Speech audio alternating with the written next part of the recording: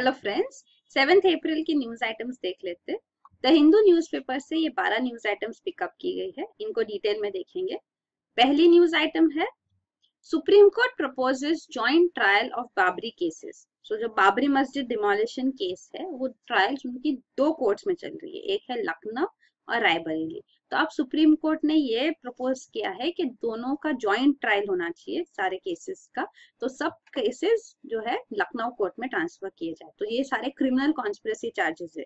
Even जो recently supreme court ने order दिया था कि जो क्रिमिनल चार्जेस ड्रॉप कर दिए गए थे अगेंस्ट ये प्रोमिनेंट बीजेपी लीडर्स है, जैसे कि एल.के. अडवाणी, मुरली मनोहर जोशी और दूसरे संघ परिवार लीडर्स है, तो ये जो है केसेस ड्रॉप किए गए थे ऑन टेक्निकल ग्राउंड। तो अब इनको रिवाइव भी किया जाएगा, वो ऑर्डर भी आया है, प्लस ज्वाइंट ट्रायल्स किए जाएंगे। तो ये आर्टिकल 142 जो है कॉन्स्टिट्यूशन का, तो इसके अंदर सुप्रीम कोर्ट के पास एक्स्ट्राऑर्डिनरी पावर्स है। तो सुप्रीम कोर्ट वही कह रहे हैं कि हम वो पावर्स यूज करके ये सारे पेंडिंग ट्रायल्स है वो ट्रांसफर करेंगे। रायबरेली मजिस्ट्रेट कोर्ट के सारे केसेस यहाँ ट्रांसफर हो जाएंगे। उन्होंने ये भी कहा है कि हम सीबीआई कोर्ट को ऑर्डर करेंगे कि एक टाइम बाउंड ट्रायल की जाए 2 साल में, जो कंप्लीट की जा सके, क्योंकि विटनेसेस अभी भी सारे एग्जामिन नहीं हुए। तो 800 विटनेसेस थे लखनऊ केस में, उनमें से अभी तक सिर्फ 195 विटनेसेस ही एग्जामिन हुए। इवन रायबरेली में 57 विटनेसेस एग्जामिन हुए आउट ऑफ 105। तो वही है, यहाँ पे एक्सपेडिशन करना, जल्द से जल्द केस कंप्लीट करना भी एम्फेसाइज किया जा रहा है। तो वही यहाँ पे इस बारे में है।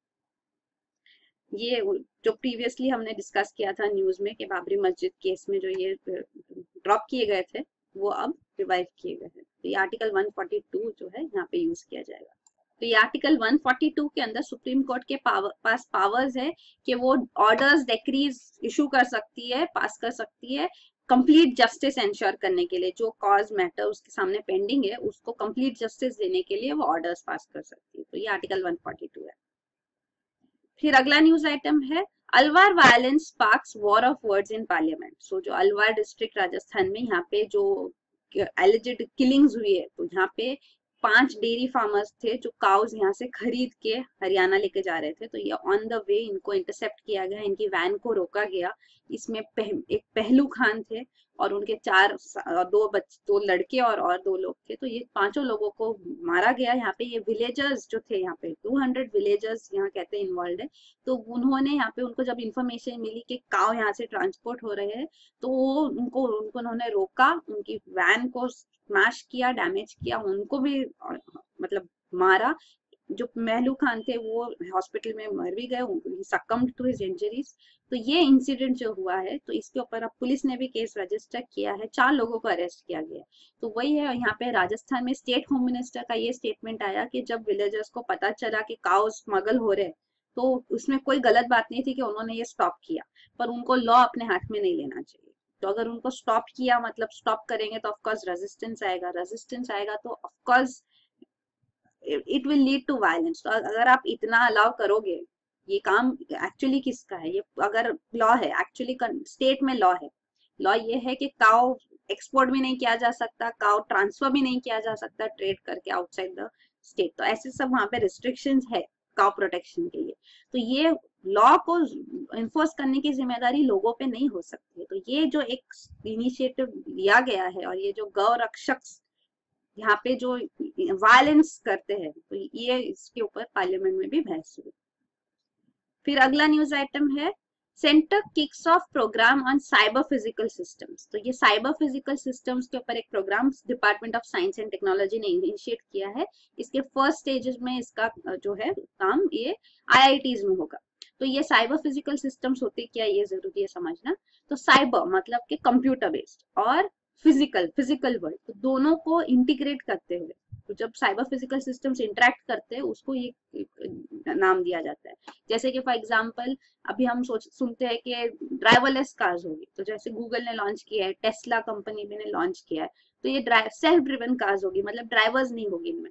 तो ये कैसे होगा कि फिजिकल सिस्टम में कंप्यूटर्स यूज किए जा रहे हैं, तो वो इंटरेक्शन हो रहा है। तो उसके ऊपर ही ये पूरा इंजीनियरिंग सिस्टम से उसके ऊपर ये पूरा प्रोग्राम इनिशिएट किया गया। तो ड्राइवरलेस कार्स है, फिर इवन हम ये रोबो ऑपरेटेड सर्जरीज सुनते हैं, तो रोबो सर्जरीज कर सकते हैं। फिर इवन जो as simple as even smart grids के इलेक्ट्रिसिटी डिस्ट्रीब्यूशन में जो स्मार्ट ग्रिड्स होते हैं कि कैलकुलेट करते हैं रियल टाइम में कि कैसे ऑप्टिमली इलेक्ट्रिसिटी डिस्ट्रीब्यूट करना है, तो ये सारा भी साइबर फिजिकल सिस्टम के डेफिनेशन के अंदर ही आता है। तो इसके लिए एक प्रोग्राम इनिशिएट किया गया है, तो ये उस बारे में है। फिर अगला न्यूज आइटम है तीस्ता हैंग्स फायर एज हसीना अराइव्स। तो तीस्ता ये जो रिवर है ये सिक्किम में स्टार्ट होती है, वेस्ट बंगाल के थ्रू फ्लो होती है और फिर बांग्लादेश में पहुंचती है। यहाँ पे ये जमुना रिवर, तो बांग्लादेश को ब्रह्मपुत्र को बांग्लादेश में जमुना कहा जाता है, तो ये जमुना रिवर से मिलती है। तो ये तीस्ता वाटर्स है, इसको शेयर करने के लिए हम इंडिया और बांग्लादेश के बीच में काफी टाइम से डील करने की कोशिश की जा रही है, पर अब तक डील हुआ नहीं है क्योंकि वेस्ट बंगाल गवर्नमेंट इस पे क्लियर नहीं है। वो ये क्लैरिटी चाहती कि उनको एडवर्सली अफेक्ट नहीं होगा इस डील से, तो इसीलिए ये पेंडिंग है। तो अभी Bangladesh prime minister Sheikh Hasina visit कर रहे हैं, तो ये तीसरा अग्रीमेंट होने के चांसेस अभी भी कम है क्योंकि वेस्ट बंगाल गवर्नमेंट और सेंट्रल गवर्नमेंट के बीच में कॉर्डियल इतने रिलेशंस है नहीं, ममता बनर्जी एंड नरेंद्र मोदी जी के बीच में। तो यही है, तो अब आगे इस पे तीस्ता वाटर शेयरिंग पे अगर डील होगा कि नहीं वो एक चीज पेंडिंग है। पर उसके अलावा प्रेजेंट विजिट में जो ये 7 साल बाद पहली विजिट हो रही है बांग्लादेश पीएम की इंडिया में, तो इस विजिट में एम्फोसिस डिफेंस एंगेजमेंट में ज्यादा है कि एमओयू ऑन डिफेंस साइन होने के चांसेस है। तो ये डिफेंस एग्रीमेंट की वजह से इंडिया और बांग्लादेश R&D और डिफेंस इक्विपमेंट्स ट्रेड में एक्चुअली उसमें कोऑपरेट कर सकेंगे, तो इसलिए ये अग्रीमेंट है। इवन बांग्लादेश मिलिट्री पर्सनल को ट्रेनिंग दिया जाएगा, उसके प्रोविजंस भी है। तो मिलिट्री ग्रेड इक्विपमेंट्स भी इंडिया सेल कर सकती है बांग्लादेश को, तो उसका ये अग्रीमेंट होगा। और एक है यहाँ पे, तो इंडिया ने सपोर्ट किया ये रुकपुर न्यूक्लियर पावर प्रोजेक्ट है बांग्लादेश में, तो इंडिया का वो सपोर्ट है, उसके ऊपर भी वो भी डिस्कस किया जाएगा। फिर इवन इंडिया बांग्लादेश कोऑपरेट कर रहे हैं ऑन टैकलिंग टेररिज्म, तो वो एक पॉइंट है। सिविल न्यूक्लियर कोऑपरेशन अग्रीमेंट भी शायद साइन हो जाए, तो ये पॉसिबिलिटीज है। लाइन ऑफ क्रेडिट हम एक्सटेंड करते बांग्लादेश को, पहले भी न्यूज में आया, तो अब वो अग्रीमेंट उस पर भी एक्सटेंड किया जाएगा फर्दर, वो भी हो सकता है। तो अब जब विजिट होगी तब काफी सारे पॉइंट सामने आएंगे, तो हमको क्लैरिटी मिलेगी। पर ये सब है अब तक का डेवलपमेंट्स। और ये तीस्ता रिवर है, ये आप देख सकते हैं, सिक्किम से स्टार्ट होकर यहाँ पे वेस्ट बंगाल से फ्लो होके फिर बांग्लादेश जाती है। तो यहाँ काफी सारे हाइड्रो इलेक्ट्रिक प्रोजेक्ट्स डैम हमने ऑलरेडी स्टैब्लिश किए हैं। तो अभी फिलहाल जो है बांग्लादेश को सिर्फ 25% रिवर वाटर का शेयर मिलता है, तो ये एक्चुअली चाहते हैं कि 50-50 शेयरिंग हो, लेकिन वेस्ट बंगाल इसके लिए अभी रेडी नहीं है। फिर अगला न्यूज आइटम है India Russia seal deal on Kudankulam unit 1। तो ये कुदनकुलम न्यूक्लियर पावर प्लांट है, वो रशिया ने एस्टैब्लिश किया है NPCIL के साथ, और अब ये यूनिट 1 जो है कुदनकुलम की वो फुल्ली ऑपरेशनल हो चुकी है, तो उसका कंट्रोल अब हैंड ओवर किया गया इंडिया को, मतलब NPCIL को। तो ये एक्चुअली ऑपरेशनल कमर्शियल ऑपरेशन के दिसंबर 2014 में ही स्टार्ट हो गए थे। तो वारंटी पीरियड इसका था 1 साल का, तो दिसंबर 2015 में वारंटी भी कंप्लीट हो गई थी। तो उसके बाद हैंड ओवर नहीं किया गया क्योंकि टेक्निकल इश्यूज आ गए थे, तो उस वजह से ये यूनिट 1 थोड़ा टाइम के लिए शट डाउन भी की गई। मतलब ऑलरेडी वो इंटीग्रेट हो चुकी थी विद सदर्न पावर ग्रिड, तो इलेक्ट्रिसिटी जनरेशन हो रहा था, फिर भी टेक्निकल इश्यूज की वजह से शट डाउन करना पड़ा। अब फिर से सब स्मूथ आउट हो गया है, तो अब फाइनली ये हैंडिंग ओवर किया गया ऑपरेशन ऑफ कुदनकुलम यूनिट 1। तो यहाँ पे काफी सारे यूनिट्स जो है यूनिट 6 तक रशिया ने यहाँ पे प्रपोज किए हैं कि यहाँ पे एस्टेब्लिश करेंगे। तो ये तमिलनाडु में कुदनकुलम यहाँ पे एस्टेब्लिश किए गए न्यूक्लियर पावर प्लांट्स। 2002 से कंस्ट्रक्शन यहाँ पे स्टार्ट हुआ था, लेकिन काफी डिले हुआ क्योंकि पब्लिक प्रोटेस्ट थे। 2011 में काफी प्रोटेस्ट हुए क्योंकि ये भी फियर था कि अगर न्यूक्लियर डिजास्टर हुआ तो इवैक्यूएशन इजीली नहीं हो पाएगा। तो उसके बाद ये बना, फिर भी प्रोटेस्ट के बावजूद भी यहाँ पे कुदनकुलम न्यूक्लियर पावर प्लांट बना है। यूनिट 1 सिंक्रोनाइज भी हुआ सदर्न पावर ग्रिड से, हमने जैसे डिस्कस किया। तो ये अब है यूनिट 1 और यूनिट 2 पहले प्रपोज किए गए। यूनिट 3 और 4 जो आए हैं वो एक्चुअली उनका कॉस्ट भी अब बढ़ गया है, डबल कॉस्ट है उनका, इसलिए क्योंकि जो इंश्योरेंस रिक्वायरमेंट्स है कि ऑपरेटर्स और सप्लायर्स लायबिलिटीज आती है उनपे, तो इंश्योरेंस की वजह से इनका प्राइसेस भी डबल हो चुके हैं। तो ये है रशियन पावर प्लांट्स। तो ये प्रेशराइज्ड वाटर रिएक्टर्स है, इनको VVR कहा जाता है, VVR 1000 ये है प्लांट्स। और ये इसमें कूलेंट जो यूज होता है वो भी वाटर है और मॉडरेटर यूज होता है वो भी वाटर है। तो न्यूक्लियर रिएक्टर्स में कूलेंट चाहिए होता है क्योंकि टेम्परेचर्स काफी हाई हो जाते हैं, तो वाटर कूलेंट यूज किया गया है। और मॉडरेटर्स जो होते हैं, तो यहाँ पे न्यूट्रॉन्स एमिट होते हैं न्यूक्लियर फिजन रिएक्शन में, तो वो न्यूट्रॉन्स की वजह से फर्दर बॉम्बार्डमेंट्स होती है और न्यूक्लियर फिजन कंटिन्यू होता है। लेकिन न्यूट्रॉन्स बहुत ज्यादा एमिट होते हैं, तो अगर न्यूट्रॉन्स को कंट्रोल नहीं किया जाए तो फिजन रिएक्शन कंट्रोल नहीं हो पाएगा, तो वो न्यूक्लियर एनर्जी पॉजिटिवली यूज नहीं कर पाएंगे हम, वो एटम बम बन जाती है। तो इसीलिए न्यूट्रॉन्स जो है फास्ट मूविंग न्यूट्रॉन्स होते हैं, इनको मॉडरेटर चाहिए, मतलब इनको स्लो डाउन करने के लिए, ताकि न्यूक्लियर रिएक्शन कंट्रोल्ड रहे, ये न्यूक्लियर फिजन रिएक्शन। तो वो मॉडरेटर जो यूज हो रहा है इस पावर प्लांट में वो भी वाटर है। तो ये है। फिर अगला न्यूज आइटम है free trade pact of Turnbull's agenda. तो ये मालकॉम टर्नबुल है, ये ऑस्ट्रेलिया के प्राइम मिनिस्टर, ये भी अभी विजिट करेंगे इंडिया अप्रैल 9 से। तो ये यहाँ पे इस विजिट में भी CEPA comprehensive economic cooperation agreement जो दोनों कंट्रीज निगोशिएट कर रहे हैं, जिसपे 2011 से अब तक 9 राउंड्स कंप्लीट कर चुके हैं निगोशिएशंस के, लेकिन अब तक इस पे क्लैरिटी आई नहीं है, तो इसमें अभी भी कॉमन ग्राउंड्स नहीं पहुंच पाए हैं। तो इसके ऊपर कोई कंक्लूजन तो ये विजिट में नहीं पॉसिबल है, पर और जो है एरियाज सिविल न्यूक्लियर कोऑपरेशन को भी ऑगमेंट करने के लिए स्टेप्स लिए जा रहे हैं। इंडिया ऑस्ट्रेलिया उसमें कोऑपरेट कर रहे हैं, यूरेनियम सेल करने के लिए भी ऑस्ट्रेलिया रेडी है, तो उसको सपोर्ट करने के व्यू पॉइंट सामने आए हैं। प्रीवियस गवर्नमेंट ने ही ये सिविल न्यूक्लियर कोऑपरेशन असर्ट किया था, तो वो वहां पे एम्फेसिस ज्यादा होगा, ट्रेड, इन्वेस्टमेंट, एजुकेशन अपॉर्चुनिटीज के बारे में डिस्कस किया जाएगा। और स्ट्रेटेजिक पार्टनरशिप भी है इंडिया ऑस्ट्रेलिया के बीच में सिंस 2009, तो वो स्ट्रेंथन किया जाएगा। फिर अगला न्यूज आइटम है breaking the silence on depression. तो अप्रैल 7 आज वर्ल्ड हेल्थ डे होता है, तो वर्ल्ड हेल्थ ऑर्गेनाइजेशन ने इस बार स्लोगन रेज किया है, डिप्रेशन लेट्स टॉक। तो डिप्रेशन जो है उसमें काफी स्टिग्मा है, और इसीलिए लोग उसको खुल के उसके बारे में सामने नहीं आते। कि दिमाग के रिलेटेड कोई भी बीमारी होती है तो लोग उसको सही नहीं समझते, उसको गलत देखते हैं, उसको समझते कि ये पागल है, तो एक ही वो टर्म आ जाता है। तो उस वजह से ये स्टिग्मा हटाना बहुत जरूरी है, क्योंकि अगर कोई डिप्रेशन से सफर कर रहा है तो उसको ट्रीटमेंट की जरूरत होती है, वरना डिप्रेशन में लोग सुसाइड टेंडेंसी भी आ जाती है, और काफी केसेस सुसाइड्स के इस वजह से होते हैं। तो 2/3 ऑफ ग्लोबल सुसाइड्स है जो लो मिडिल इनकम कंट्रीज में जैसे इंडिया में होती है, वो इस वजह से होती है डिप्रेशन। तो यहाँ पे इसीलिए वर्ल्ड हेल्थ ऑर्गेनाइजेशन ने कहा है कि इस बारे में बात करना, सामने आना जरूरी है, ताकि आप उसका ट्रीटमेंट कर सके और आप ये सब सुसाइड वगैरह अवॉइड हो सके। तो वो है मेंटल हेल्थ केयर एक्ट जो 2017 का इंडिया ने पास किया, वो भी इसी डायरेक्शन में, हमने उधर भी वही एम्फसाइज किया है कि साइकोलॉजिकल डिसऑर्डर्स को डिस्टिग्मेटाइज किया जा सके और सुसाइड को भी एक क्रिमिनल एक्शन एक्ट ना समझा जाए। तो डिक्रिमिनलाइजिंग सुसाइड के लिए भी हमने स्टेप्स लिए। फिर अगला न्यूज आइटम है India assert sovereignty over Gilgit Baltistan. तो ये गिलगिट बाल्टिस्तान ये पाकिस्तान, बेसिकली पाकिस्तान ऑक्यूपाइड कश्मीर में एक रीजन है, तो इसको एक सेपरेट प्रोविंस बनाने का पाकिस्तान ने अनाउंस किया है। तो इस पे इंडिया ने प्रोटेस्ट किया है कि ये पूरा इंडिया का रीजन है, हम इसको इंडिया का जम्मू एंड कश्मीर का पार्ट मानते हैं। तो जब इंस्ट्रूमेंट ऑफ एक्सेशन साइन हुआ जम्मू एंड कश्मीर के लिए, तो ये पूरा इंडिया को लीगली मिलना चाहिए, तो वही है। लेकिन पाकिस्तान यहाँ पे एक सेपरेट प्रोविंस बनाना चाहती है। तो जम्मू एंड कश्मीर में ये जो रीजन है ये फिलहाल इंडिया के पास है रेड में, ये जो है वो LOC है, तो ये आजाद कश्मीर कहा जाता है, और ये गिलगिट बाल्टिस्तान रीजन, और इतना पार्ट जो है ये पाकिस्तान ने चाइना को गिफ्ट किया है, हैंड ओवर किया है, तो ये भी है। ये पूरा जम्मू एंड कश्मीर है, और ये जो रीजन है ईस्टर्न साइड पे अक्साई चीन रीजन, ये चाइना ने ऑक्यूपाई कर लिया इन 1962 इंडिया चाइना वॉर। तो ये लाइन को line of actual control LAC कहा जाता है, और ये LOC है।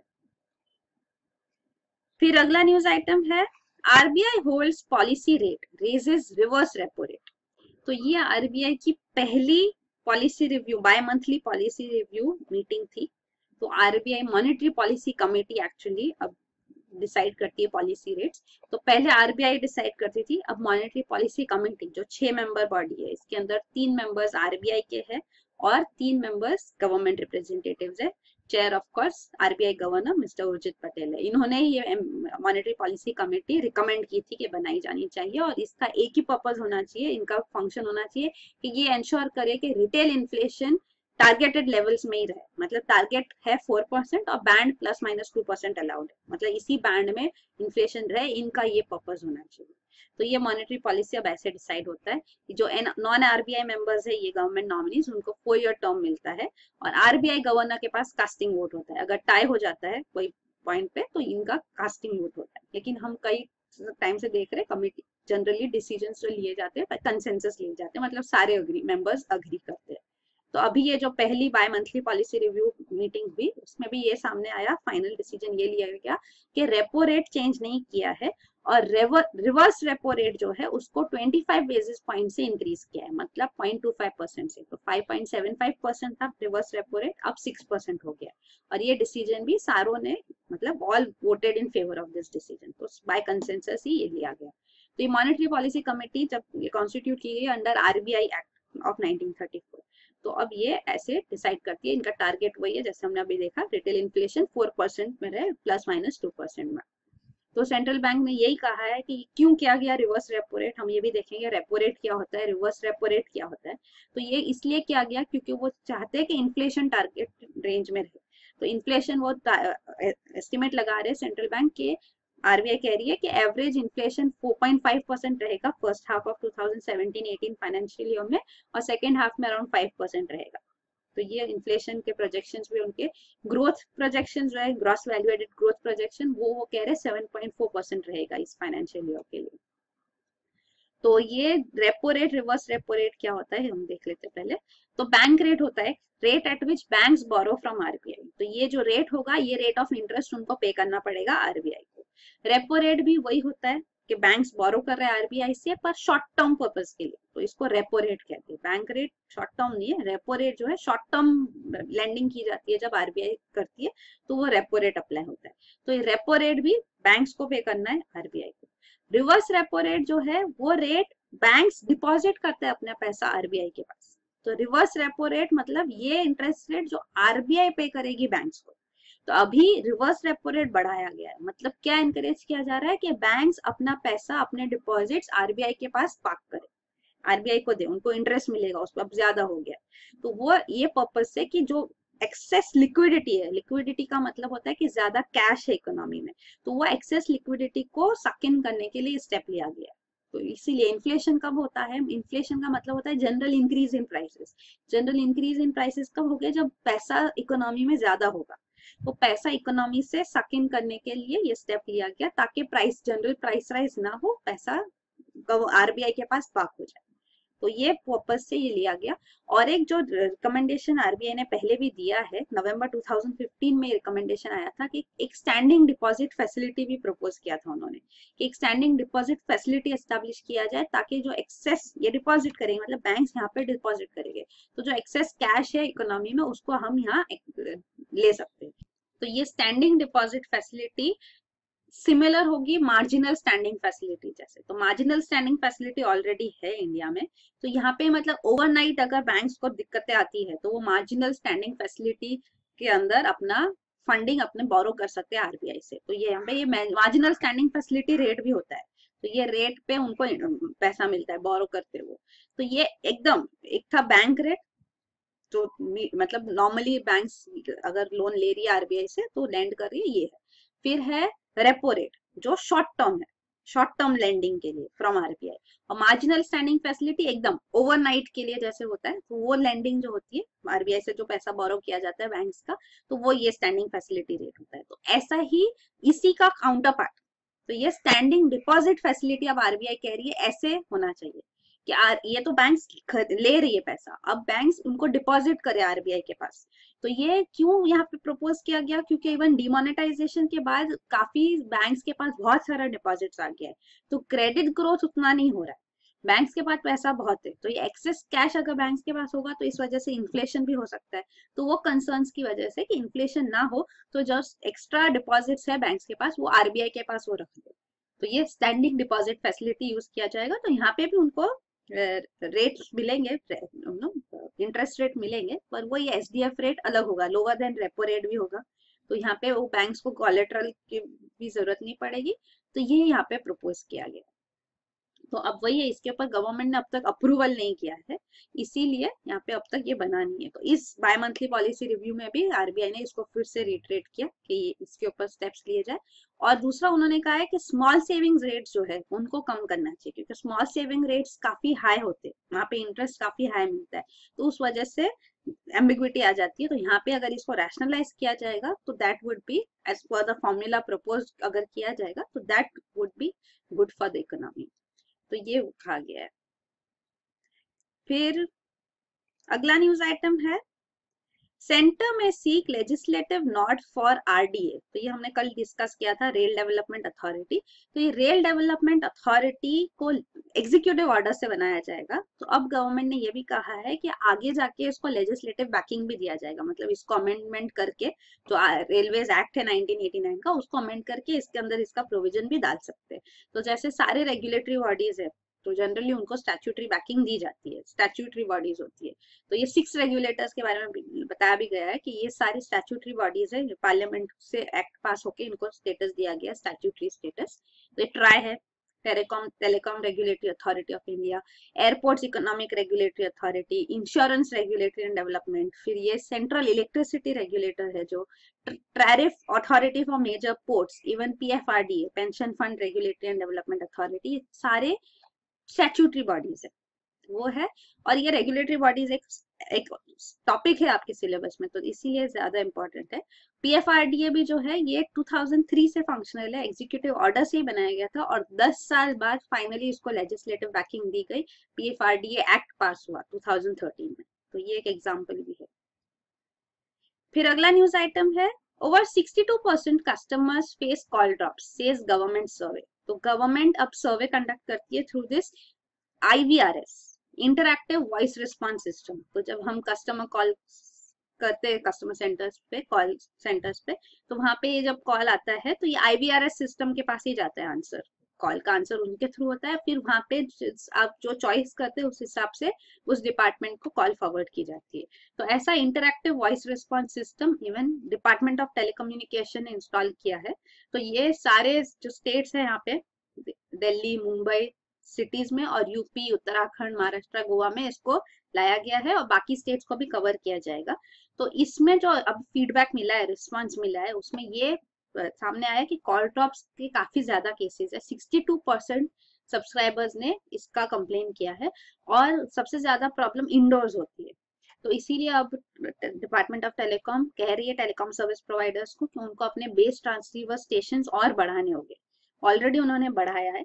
तो इस जो कंप्लेंट्स आती है उस बेसिस पे फोर्टनाइटली मीटिंग्स भी होती है, वीकली बेसिस पे उनको अपना फीडबैक शेयर करते हैं टेलीकॉम सर्विस प्रोवाइडर्स को, उनसे टाइम बाउंड मैनर में रिस्पॉन्स लेते हैं। तो इससे काफी सारे केसेस सॉल्व भी हुए, रिजॉल्व हुए, वो भी बताया गया है। और जो अदर केसेस है कंप्लेंट्स के, वो जनरली डेटा रोमिंग पे होता है या बिलिंग के ऊपर कंप्लेंट्स भी सामने आई है। तो ये है IVRS। फिर लास्ट न्यूज आइटम है, smoking causes 1 in 10 deaths world wide study. तो ये global burden of diseases report है, उसमें ये सामने आया है कि स्मोकिंग की वजह से वर्ल्ड वाइड 2015 में 10 डेथ्स में से 1 डेथ इसकी वजह से हुई थी, स्मोकिंग। और इसमें से जो 50% से ज्यादा केसेस है वो 4 कंट्रीज में थे। तो ये चाइना, इंडिया, यूएस और रशिया, 4 कंट्रीज का नाम सामने आया। तो वर्ल्ड हेल्थ ऑर्गेनाइजेशन ने already FCTC, framework convention on tobacco control, लाया है 2005 में। तो वो तो अप्रिशिएट किया गया, पर ये कहा गया कि ये सफिशिएंट नहीं है, नेशनल पॉलिसीज प्रोग्राम्स इफेक्टिव होने काफी जरूरी है। तो जो इंडिया का भी जो लॉ है, COTP है, cigarettes and other tobacco products act, तो उसके बारे में मेंशन किया गया, ये 2003 का एक्ट है। फिर नेशनल टोबैको कंट्रोल प्रोग्राम भी लाया गया 2007 में, तो इसको कॉटपा को और स्ट्रेंथन करने के लिए स्टेप्स लिए गए। तो वही है, इसको भी फेज मैनर पे सारे डिस्ट्रिक्ट्स इसमें कवर किए जाएंगे। अभी नेशनल टोबैको कंट्रोल प्रोग्राम अभी 40% डिस्ट्रिक्ट्स को कवर करता है, तो इसके बारे में भी मेंशन किया गया। तो इस बारे में हमको पता होना चाहिए। Framework convention on tobacco control जो है ये वर्ल्ड हेल्थ ऑर्गेनाइजेशन का फ्रेमवर्क है।